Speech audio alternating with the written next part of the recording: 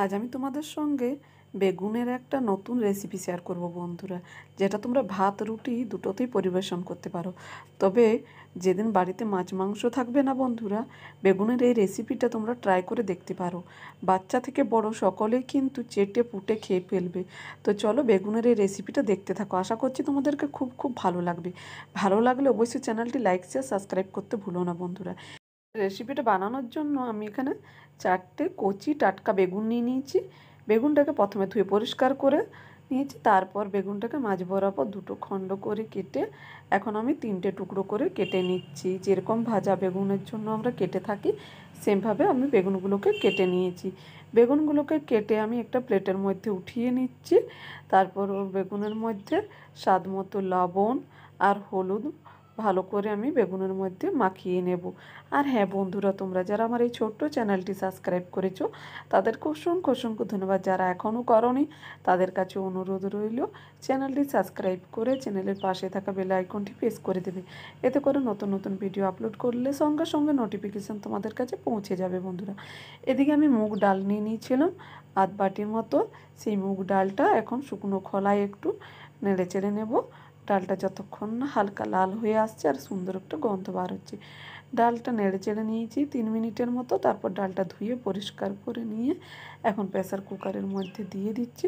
এর মধ্যে দিয়ে দেব 1 কাপ আমি জল দিয়ে দিচ্ছি ডালটার মধ্যে। তারপর স্বাদ মতো লবণ দিয়ে ডালটাকে আমি 2টো সিটি দিয়ে সেদ্ধ করে নেব। তোমরা চাইলে কড়ার মধ্যেও সেদ্ধ করে নিতে পারো।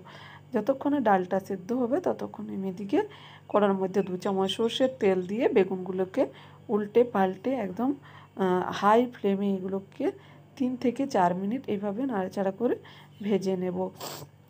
যতক্ষণে বেগুনটাও ভাজা হচ্ছে ততক্ষণে এদিকে আমি একটা মশলা বানিয়ে নিচ্ছি। তার জন্য একটা কাঁচা লঙ্কা আর 3 থেকে 4টে রসুন কোয়া আর 1 ইঞ্চি আদাকে গ্লাসের মধ্যে দিয়ে আমি একটু থেতো করে নিচ্ছি। তোমরা চাইলে কিন্তু এটা হামালদিস্তার সাহায্য একটু কুটে নিতে পারো।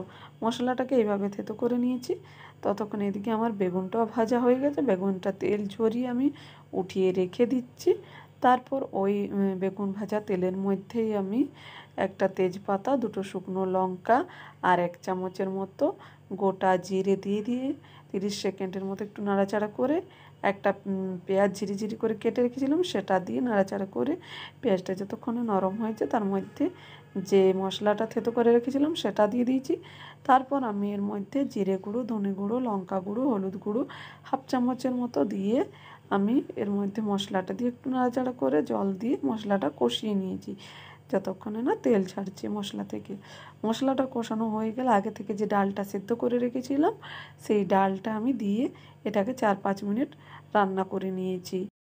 এরপর আগে থেকে ভেজে রাখা বেগুনটাও দিয়ে আমি 2 মিনিট রান্না করে নিচ্ছি। তারপর ওপর দিয়ে 2 মিনিট পর একটু গরম মশলা আর 1/2 চামচের মতো চিনি দিয়ে দেবো। তোমরা চাইলে কিন্তু নিরামিষ দিনে বা আমিষ দিনে যে কোনো দিন এটা বানিয়ে খেতে পারো, তবে পেঁয়াজটা স্কিপ করে দেবে, পেঁয়াজ রসুনটা বন্ধুরা। আর এই রেসিপিটা কিন্তু থাকলে 1 থালা গরম ভাত 1 নিমিষে শেষ হয়ে যাবে। কোনো রকম মাছ মাংসর দরকারই হবে না বন্ধুরা।